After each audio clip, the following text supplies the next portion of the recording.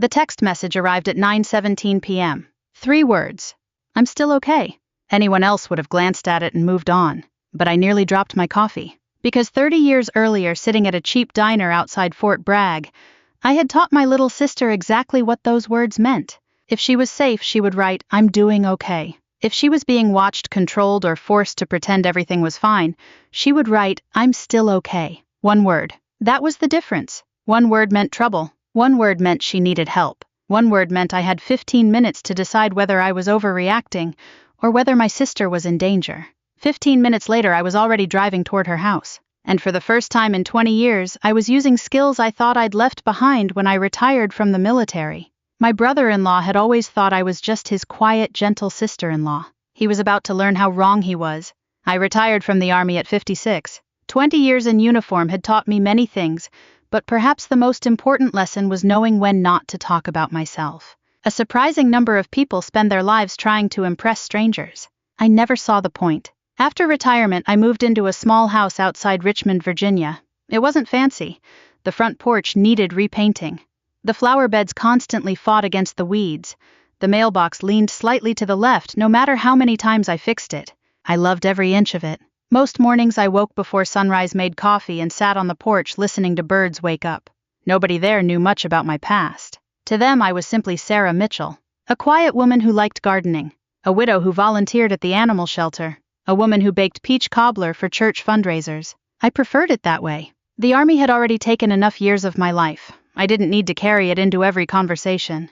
My younger sister Emily lived about 40 minutes away. She was 4 years younger than me, and had always been the softer one between us. When we were children, I climbed trees. Emily picked flowers. I got into fights. Emily apologized for them. I joined the military. Emily became a school librarian.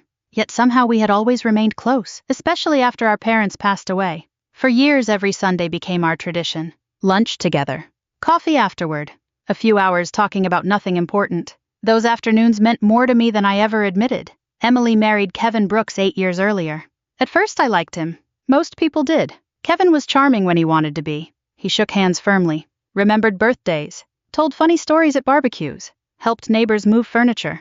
The kind of man people described as a good guy. But charm can hide many things. The first time I noticed something strange was about 3 years into their marriage. Emily stopped making decisions. Not openly. Not dramatically. Just little things. I'd ask where she wanted to eat. She'd look at Kevin first. I'd ask if she wanted to visit me for a weekend. She'd check with Kevin. I'd ask what movie she wanted to see. Kevin answered for her. At first I convinced myself I was imagining it. Then the pattern continued. Year after year. Little pieces of my sister seemed to disappear. One Sunday afternoon while Emily was in the kitchen, Kevin sat across from me on their patio. He took a sip of beer and laughed.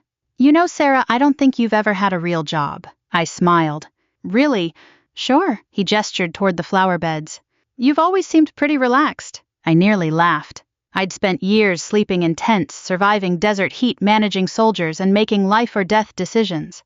But I simply said, that's one way to look at it. Kevin chuckled. I mean, Emily's the strong one. She's always been the responsible one. I watched him carefully. Not because his words offended me. Because of the way he said them. There was something beneath the joke. Something dismissive. Something that suggested he enjoyed underestimating people. Especially women. After that, similar comments became common. Sarah's too nice for the real world. Sarah doesn't understand business. Sarah worries too much. Sarah spends all day with flowers and dogs. Emily usually looked uncomfortable when he spoke that way, but she never challenged him. That bothered me more than Kevin's comments ever could. The sister I grew up with wasn't afraid of speaking her mind. The woman sitting beside him seemed afraid of something. I just couldn't figure out what. Over the next 2 years, the changes became harder to ignore. Emily stopped answering calls immediately. She rarely went anywhere alone. Her social circle shrank. Friends stopped visiting. Family gatherings became less frequent. When I asked if everything was okay, she always smiled. Always. The exact same smile. The smile people wear when they don't want to discuss the truth. One afternoon while helping her clean the garage, I noticed bruising near her wrist. My stomach tightened. What happened? She immediately pulled down her sleeve. Nothing. Emily. I bumped into a shelf. The answer came too quickly. Too rehearsed. I didn't push further. Not then. Pressure often makes frightened people retreat. Years of leadership had taught me that. Instead, I stayed patient, observed, waited. Months passed. Then one evening nearly 30 years after we first created it, our old emergency code returned. Back when I was a young Army officer, Emily worried about me constantly. She worried during deployments. She worried during training exercises. She worried whenever she couldn't reach me. So I created a simple communication system. If one of us ever needed help but couldn't ask directly, we'd use specific phrases. It was meant as a joke, a sisterly game, something we'd probably never need, or so we thought. For decades, neither of us used it. Until that night. At 9:17 p.m., my phone buzzed. A text from Emily. "I'm still okay." Nothing else. No emoji. No explanation. No follow-up. Just 3 words. I stared at the screen. Every instinct inside me woke up. People often imagine military training as weapons tactics or combat. They're wrong. The most valuable skill I learned was recognizing patterns. And when patterns suddenly change, pay attention. Emily hadn't accidentally sent that message. She had chosen every word. Carefully. Deliberately. For a long moment I sat in silence. The coffee in my hand grew cold. Outside, the evening air had become still. Then I opened my contacts. Not to call Emily. Not yet. Because if she was being watched, calling could make things worse. Instead, I began gathering information. The way I'd been trained to do for 20 years. Slowly. Methodically. Without panic. Without assumptions. Within minutes, I already knew one thing for certain. Something was very wrong. And for the first time in years, I had the unmistakable feeling that my sister was asking me to come find her. Part 2, the distress code. The first rule of crisis response is simple. Don't let fear make decisions for you. The second rule is even more important. Gather facts before taking action. I repeated both rules silently as I set my coffee aside and moved into my home office. Most people would probably assume that after retirement, military habits disappear. They don't. Not the useful ones. The discipline stays with you. The ability to remain calm stays with you. The instinct to evaluate situations objectively stays with you. Within 60 seconds, I had a legal pad on my desk, a pen, my laptop open, and a timeline already forming in my head. 9:17 p.m. Message received. "I'm still okay." The phrase itself wasn't enough to tell me exactly what was happening, but it told me something crucial. Emily believed she couldn't speak freely. That narrowed the possibilities considerably. I wrote down every interaction we'd had over the previous month. Every phone call. Every visit. Every unusual detail. The process felt familiar. Not because I was conducting some dramatic investigation. Because I was looking for patterns. Patterns reveal truths that emotions often miss. The first thing that stood out was how little I had actually spoken to Emily recently. 3 years earlier, we talked almost daily. Now sometimes 4 or 5 days passed between conversations. At the time, I'd blamed life, schedules, age, responsibilities. Now I wasn't so sure. I scrolled through our text history. An uncomfortable realization settled in my stomach. Nearly every conversation ended abruptly. Nearly every phone call lasted less than 10 minutes, and almost every weekend visit had been canceled by Kevin. Not Emily. Kevin. I underlined his name several times. Then I picked up my phone. My first call wasn't to the police. It wasn't to Emily. It wasn't even to Kevin. It was to a woman named Diane. Diane lived 2 houses down from Emily. A retired nurse. Friendly. Observant. The kind of neighbor who noticed everything. She answered on the 3rd ring. "Sarah, everything okay?" "I'm not sure." There was a brief pause. "What happened?" I chose my words carefully. "When was the last time you saw Emily?" Another pause. Longer this time. "That's a strange question. When was it?" Diane sighed. "A few days ago." "How did she seem?" Silence. Then another sigh. And suddenly I knew. Because people only hesitate like that when they're deciding whether to tell the truth. "Not good," Diane finally said. My grip tightened around the phone. "What do you mean?" "I don't know exactly." "Tell me anyway." Diane lowered her voice. "I've heard them fighting."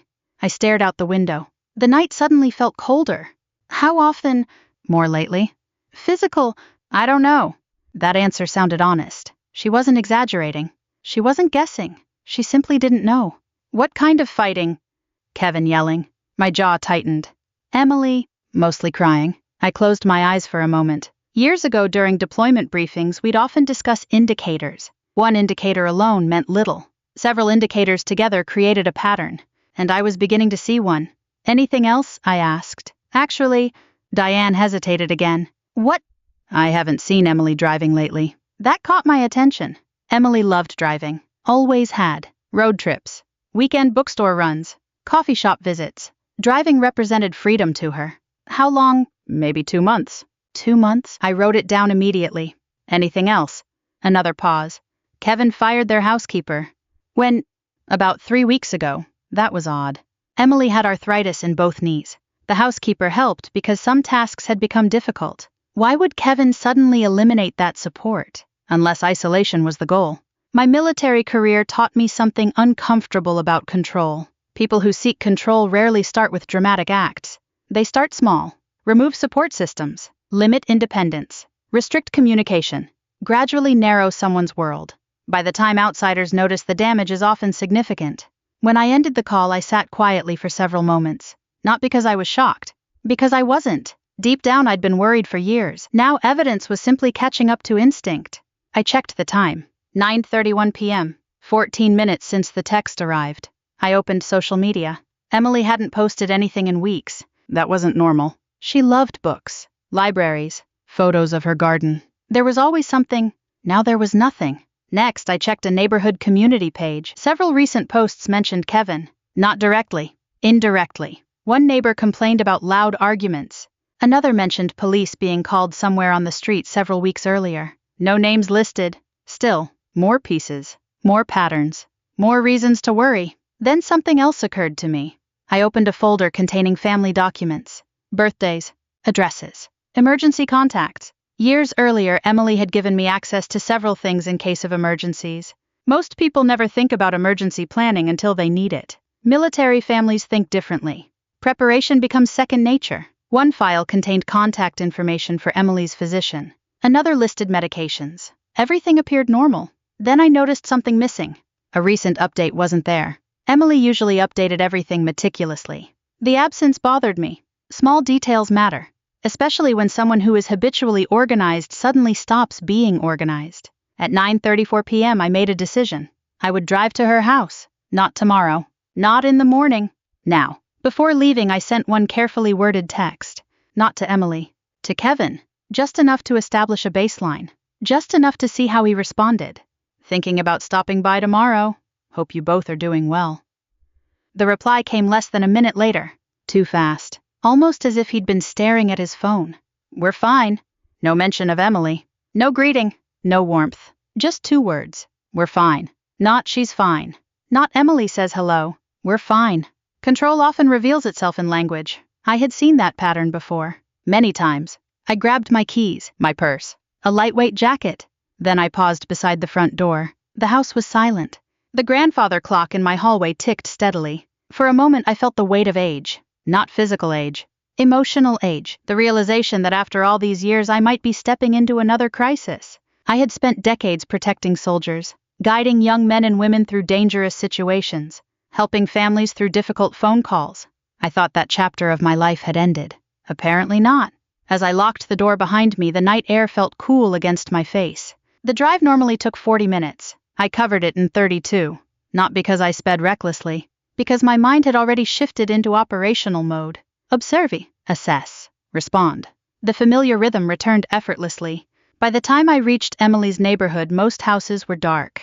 Porch lights glowed softly. Sprinklers clicked somewhere in the distance. Everything appeared peaceful. Too peaceful. I parked half a block away. Old habits. I wanted to observe before announcing my presence. Walking slowly along the sidewalk, I studied the house. Lights were on downstairs. One upstairs. The garage was closed. No obvious signs of disturbance. No police. No ambulance. No visible emergency. To anyone else it looked perfectly normal. Then I reached the side yard. And froze. Through a narrow gap between curtains I could see part of the living room. Emily was sitting on the couch. Her shoulders were trembling. She was crying. And standing near the doorway was Kevin. Watching her. Not comforting her. Not speaking. Just watching. Then he walked to the front door. Checked the lock. And locked it again. My heartbeat slowed. Not faster. Slower. The way it always did when a situation became clear. Because uncertainty had just become certainty. Emily hadn't imagined the danger. And neither had I. Something was very wrong inside that house. And for the first time that night I stopped wondering whether my sister needed help. Now I needed to figure out exactly how to get her out. Part 3. The man who didn't know who he was dealing with. For nearly a minute I remained in the shadows beside the hedge watching the living room window. Emily sat motionless on the couch. Kevin paced. Back and forth. Back and forth. Every movement carried the same restless energy I'd seen many times before. Not in family homes, in command briefings, in disciplinary hearings, in rooms where people knew they were losing control and were desperately trying to regain it. The difference was that soldiers eventually accepted accountability. People like Kevin usually didn't. I watched him stop beside Emily. He said something. I couldn't hear the words through the glass, but I saw her shoulders tighten. Then she nodded, a small defeated nod. Kevin walked away again. The sight made something twist inside my chest. Not anger. Not yet. Sadness.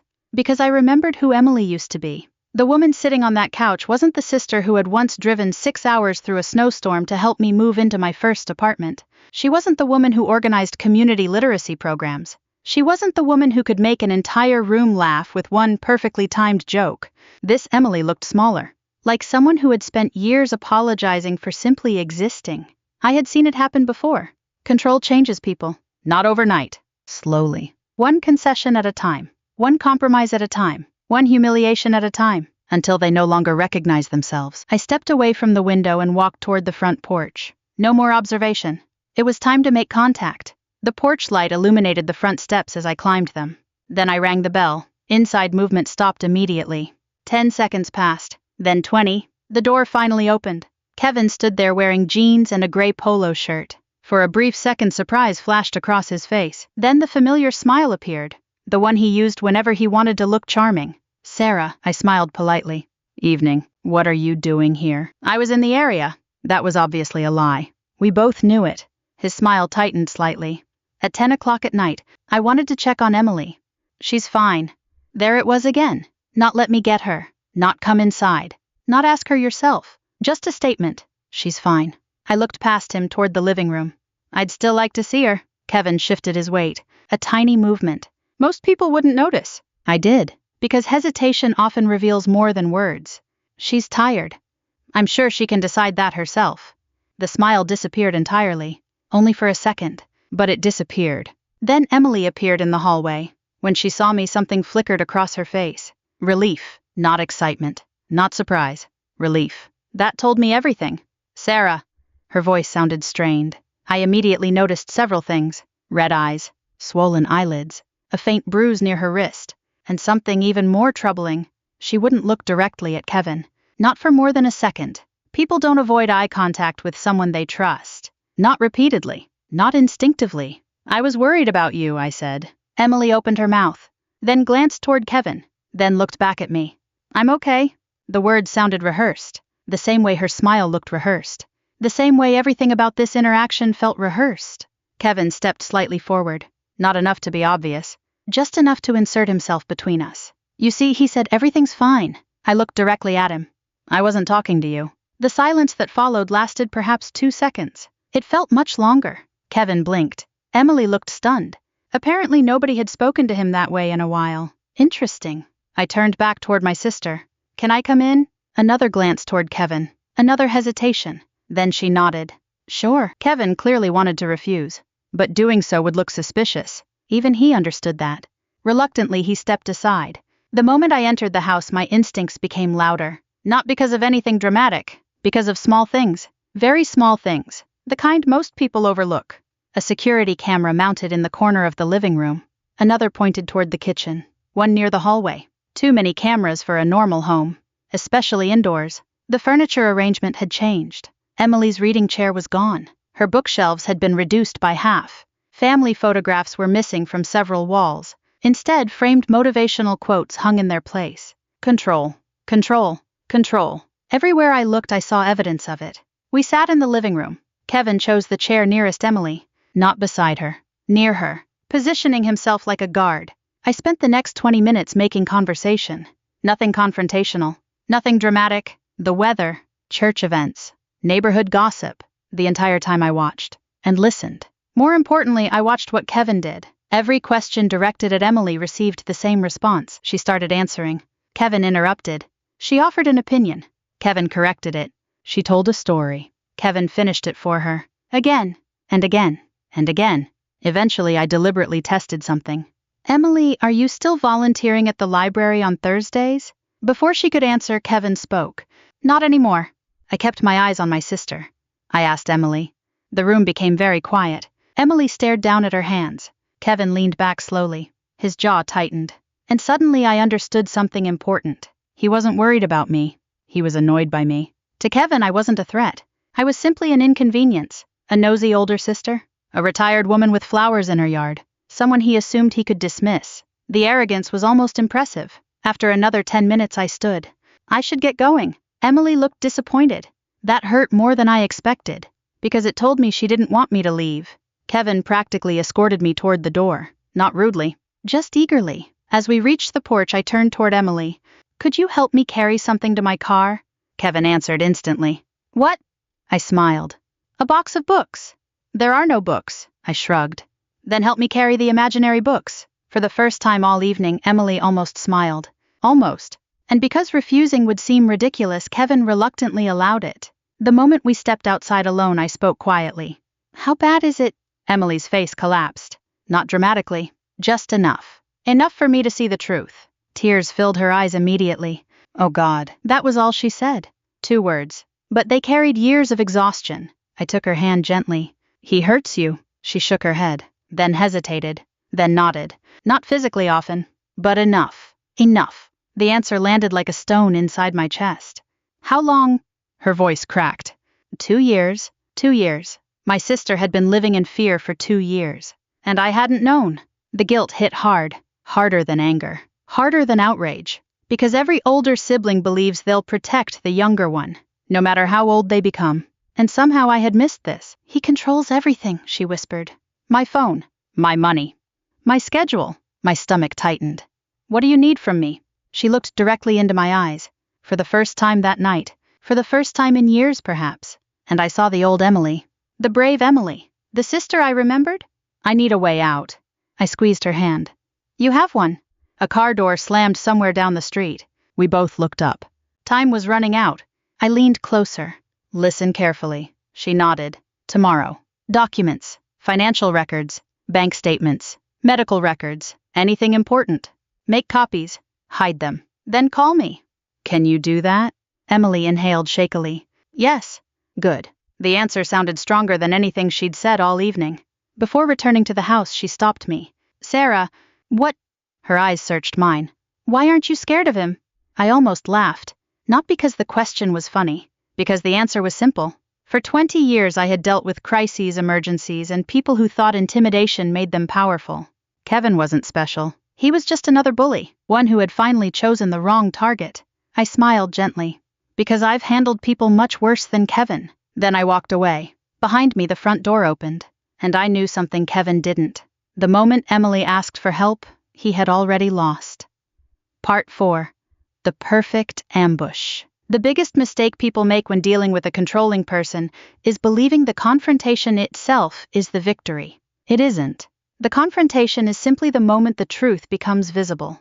The real victory happens beforehand, quietly, patiently, piece by piece. Over the next 3 weeks I spoke to Emily almost every day. Not through normal phone calls. Not at first. Kevin monitored those. Instead, we used methods that would have seemed ridiculous to anyone else. Emails hidden inside book recommendations. Messages tucked into online library requests. Short notes passed through trusted friends. Nothing illegal. Nothing dramatic. Just enough communication to stay connected while keeping Kevin unaware. The entire time I followed the same principle that had guided me throughout my military career. Never move faster than your intelligence. Gather information first. Act second. The evidence accumulated quickly. Far more quickly than I expected. By the end of the first week I understood something disturbing. Kevin wasn't simply controlling. He was desperate.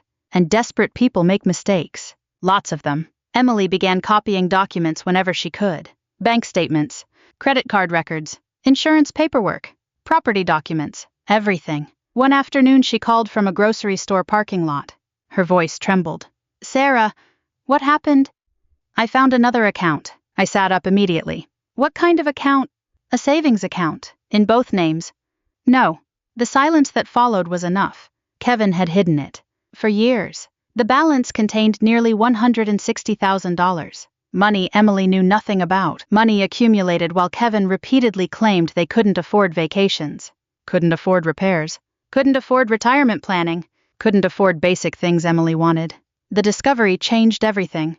Because financial abuse leaves a paper trail. And paper trails don't lie. A few days later, another piece surfaced. Then another. Then another. By the second week, we had documentation showing Kevin had quietly transferred funds between accounts for years. Not illegally. Not quite. But deceptively. Very deceptively. Every new document strengthened Emily. I could hear it in her voice. The woman who had once whispered now spoke more confidently. The woman who constantly apologized now asked questions. Important questions, strategic questions, questions about lawyers, questions about housing, questions about rebuilding her life. The old Emily was slowly returning. And Kevin had no idea. One evening she called me while sitting inside her car. "Can I ask you something?" "Of course." "Were you ever afraid in the army?" I smiled. "What kind of question is that?" "A serious one." I considered it carefully, then answered honestly. "Every good leader gets scared." "Really?" "Of course." "What makes them different?" I looked out my kitchen window. The sun was setting beyond the trees. Orange light painted the yard. "They move forward anyway." For several seconds she said nothing. Then I heard her exhale. A long breath. The kind people release when they're finally beginning to believe in themselves again. "Okay." "Okay, what?" "I'm ready." That was the moment I knew. Not that we'd won, but that Emily was no longer trapped mentally. The emotional prison was cracking, and once that happens, the rest becomes possible. The following Monday, I drove her to meet an attorney. A woman named Rebecca Turner, mid-60s, sharp, experienced, absolutely fearless. After reviewing the documents, Rebecca removed her glasses and leaned back. "How much does your husband know?" Emily shook her head. "Nothing." Rebecca smiled. Good. I had seen that smile before. It was the smile professionals wear when they realize the facts are stronger than they expected. For nearly 2 hours, Rebecca reviewed evidence. Financial records, medical reports, photographs, emails, witness statements, everything. When the meeting ended, she looked directly at Emily. "You have options." Emily's eyes filled with tears, not from sadness. Relief. Pure relief. Because for years Kevin had convinced her she had none. That was how he maintained control. Not through strength.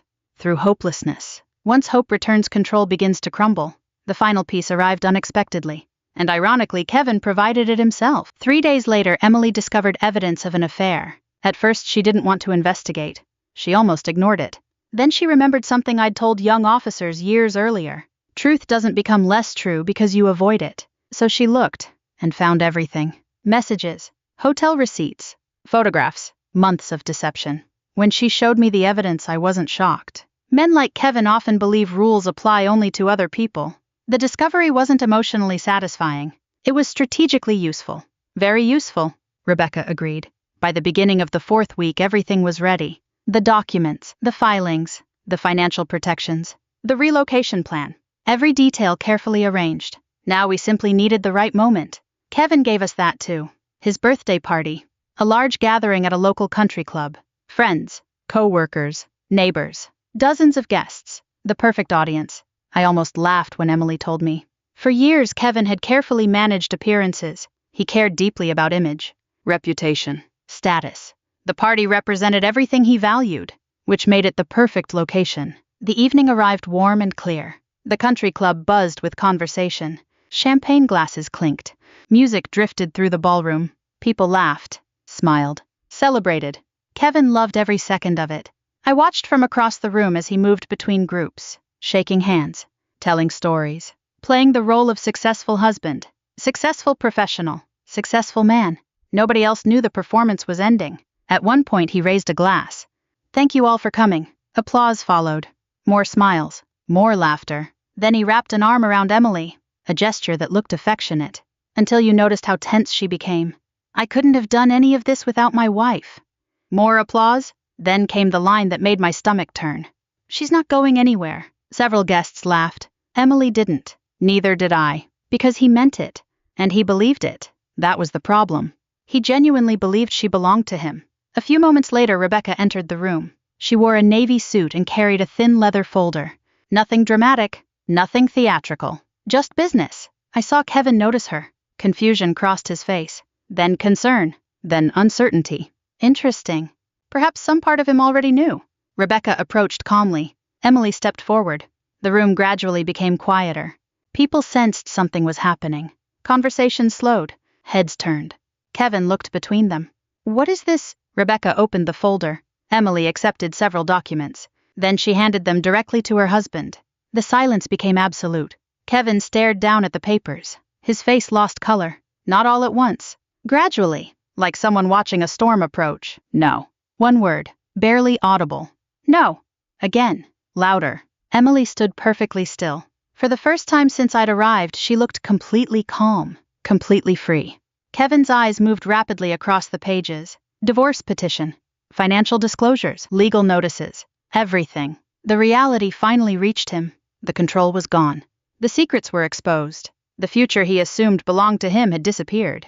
His gaze snapped toward me. Across the ballroom. Across dozens of stunned guests. Across years of arrogance. "Who the hell are you?" he demanded. Several people looked shocked. I wasn't. I had been waiting for that question, not because I needed recognition, but because it revealed something important. After 8 years in the family, Kevin still didn't know me. Not really. He never bothered. He saw what he wanted to see. A quiet woman. A retired gardener. A harmless older sister. Nothing more. I met his stare calmly. Then smiled.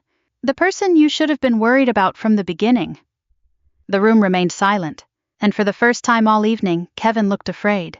Part 5, 20 years of service and the final lesson. Fear changes people. Sometimes it makes them run. Sometimes it makes them fight. And sometimes when a person has spent years believing they control everything, fear makes them unravel right in front of everyone. That night at the country club, I watched Kevin begin to unravel. At first he tried anger. That was predictable. People like Kevin almost always start with anger because it feels powerful. He threw the documents onto a nearby table. "This is ridiculous." Nobody responded. He looked at Emily, then at Rebecca, then at me. His voice rose another level. "She's lying." Still nobody responded. The silence around him grew heavier, because the truth has a strange effect on a room. Once enough people recognize it, lies suddenly sound much louder than they used to. The guests weren't hearing a confident husband anymore. They were hearing a desperate man, and they knew the difference. Kevin took a step toward Emily. For a brief second I saw the old pattern return. The intimidation, the pressure, the expectation that she would shrink back, that she would apologize, that she would surrender. Instead, Emily simply stood there, calm, steady, looking directly into his eyes. The expression on Kevin's face was almost painful to watch. Not because I felt sorry for him, because he genuinely couldn't understand what was happening. For years he had trained Emily to doubt herself, to second-guess herself, to seek permission. And now suddenly she wasn't doing any of those things. That terrified him. Rebecca calmly gathered the documents from the table. "Mr. Brooks, you've officially been served." Kevin ignored her. His entire focus remained on Emily.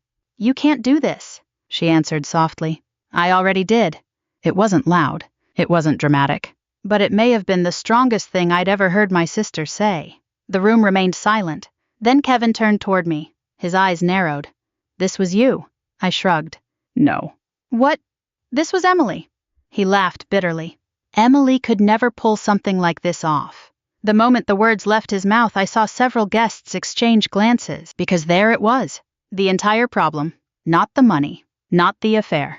Not even the control. It was the fact that Kevin genuinely believed Emily was incapable. That belief had poisoned their marriage from the beginning. Emily heard it too. I could see it in her face. And for the first time she looked almost sad for him. Not frightened. Not angry, sad. Like someone finally seeing a broken person clearly. The party ended shortly afterward. People left quietly. Some offered support. Others avoided eye contact. A few clearly enjoyed the drama. Human nature never changes. As for Kevin, he stormed out before the evening ended. That would be the last time I saw him socially. The legal process took several months. Longer than Emily wanted. Shorter than Rebecca expected. The reason was simple. Facts. Facts are stubborn things. The financial records existed. The hidden accounts existed. The affair existed. The documentation existed. No amount of outrage could make them disappear. Throughout the proceedings, Kevin continued insisting he was the victim. That wasn't surprising either. Some people build their identities around never being wrong. Admitting fault feels impossible, so they rewrite reality instead. The court wasn't interested in rewritten reality. The court was interested in evidence, and evidence told a very different story. By the time everything concluded, Kevin lost far more than he expected. A substantial portion of his assets, his reputation, several professional opportunities, relationships with people who finally saw him clearly. Most importantly, he lost control, the one thing he valued most. Emily, meanwhile, gained something far more valuable: freedom. The first time I visited her new apartment, she cried before we even unpacked the first box. Not because she was overwhelmed, because she could finally lock a door and know nobody would demand explanations. She could buy groceries without asking permission. She could call friends without being monitored. She could sit quietly and read a book for 3 hours if she wanted. Simple things. Things most people take for granted. Things she had slowly lost over the years. One afternoon, several months after the divorce was finalized, we sat together on her balcony drinking coffee. The spring air felt warm. Birds moved through the trees. For the first time in a very long while, Emily looked peaceful. Really peaceful. Not the practiced smile she'd worn for years. Real peace. The kind that settles deep in a person's shoulders. The kind that changes how they breathe. She stirred her coffee slowly, then looked at me. "Can I ask you something?" "Always." She smiled. "When did you know?" I already knew what she meant. When did I know something was wrong? She nodded. I thought about it for a moment. "The truth." "Please." "I suspected years ago." Her expression fell. "I should have said something." "No." "You should have." I shook my head. "Emily, people leave situations when they're ready." She looked down. "I wasted so much time." I reached across the table and squeezed her hand. "No?" "What do you mean?" "You survived." Tears appeared instantly. Because survivors often blame themselves for the years they spent enduring something. They forget how hard survival actually is. They forget how much courage it takes simply to keep going. "I wasn't very brave," she whispered. I smiled. "That's where you're wrong." She looked confused. So I told her something I had learned during 20 years in uniform. People think courage means running toward danger. Sometimes it does. But more often, courage means telling the truth after years of silence. Courage means asking for help. Courage means believing you deserve better. Those things are often harder. Emily wiped her eyes, then laughed softly. "You always know what to say." "No," I smiled. "I've just had more practice." A year later, life looked very different. Emily accepted a leadership position at a literacy nonprofit. She rebuilt friendships, started traveling again, started laughing again. Sometimes I'd catch glimpses of the woman she used to be. Other times I'd see someone entirely new. Someone stronger, someone wiser, someone who had walked through fire and come out the other side. As for Kevin, I heard occasional updates through mutual acquaintances. Nothing dramatic, nothing particularly satisfying, just ordinary consequences, and honestly that felt appropriate. Real life rarely delivers cinematic revenge. It delivers accountability. Slow, steady, unavoidable. One Sunday afternoon, almost exactly a year after that text message arrived, Emily and I sat on my porch watching the sunset. The same porch where I had received her distress code. The same porch where everything had changed. For a long time, neither of us spoke. Then she asked the question I had secretly expected. What if I never sent the message? I looked toward the horizon. Orange light spread across the sky. The answer came easily. Because it was true. I would have found you eventually. She laughed through tears, then leaned her head against my shoulder. For a while we simply sat there. Two sisters. Older now. Wiser now, grateful now, and I realized something. People often assume the most important thing I learned during 20 years in the military was leadership, or discipline, or resilience. Those mattered. But the greatest lesson was simpler. Never ignore a quiet cry for help. Because sometimes 3 ordinary words can save someone's life. And sometimes the most important mission you'll ever undertake has nothing to do with serving your country. Sometimes it's bringing your family home. If this story touched your heart, I'd love to hear your thoughts. Have you ever known someone who hid their pain behind a smile? Or have you ever found the courage to ask for help when you needed it most? Leave a comment below and tell me where you're watching from. We share stories like this every day. Stories about strength, dignity, family, and second chances. And if you'd like to continue this journey with us, please subscribe so you don't miss the next story. Until next time, take care of yourself and the people you love.